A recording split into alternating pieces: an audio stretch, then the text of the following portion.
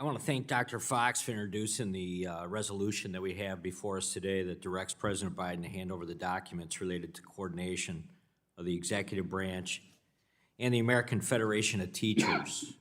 Also a member of Judiciary, we had a similar request yesterday that documents be turned over, different type of coordination, but I think it's similar in that it's somewhat troubling that these aren't just offered up. On September 1st, the National Assessment of Education Progress reported on 9-year-olds reading and math achievement.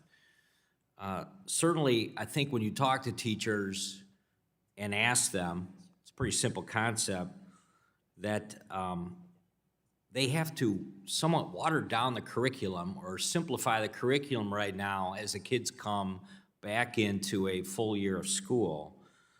And the reason for that is, I think, what most of us have experienced over the years, both as kids, as students, and certainly as parents of kids in school, and that is when you have a significant break in the educational process, and the one that we're used to is 2.5 months off every summer, that a lot of kids come back and they've done a complete dump of everything that they had learned the year before. So teachers understand that, and it's kind of a process to get them to once again go back. Not every kid, I would say most kids though, get them back into a mode where they're learning again.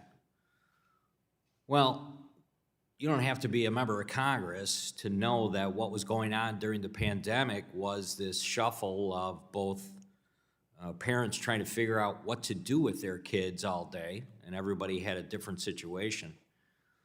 But, and I know often too many times in Congress we're anecdotal with our stories, but I too am married to a person that both was a longtime teacher and now a counselor.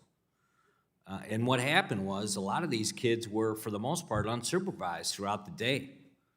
So there were simply, certain ways of entertaining them, and unfortunately, I think for a lot of kids, it ended up being playing video games all day.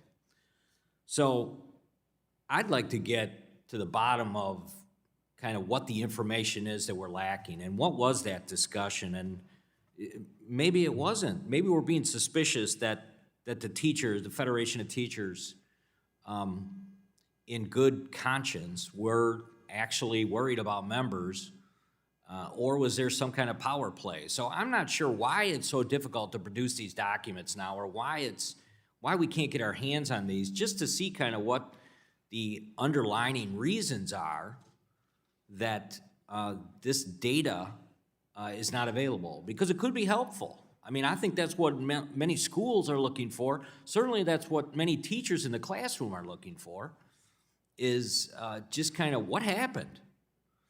How did this come about?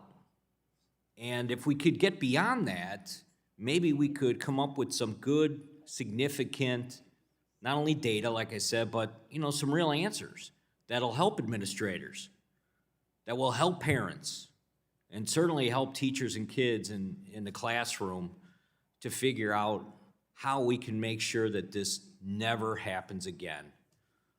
It's got to be the most depressing and unnerving part of what happened during the pandemic is what we put our kids through. It's almost somewhat embarrassing that we couldn't look beyond this and see the damage that was going to be done. So, Mr. Chairman, I would support this resolution and would urge that the committee report the bill favorably. Let's not be afraid of what we might actually end up with, because it may be the map.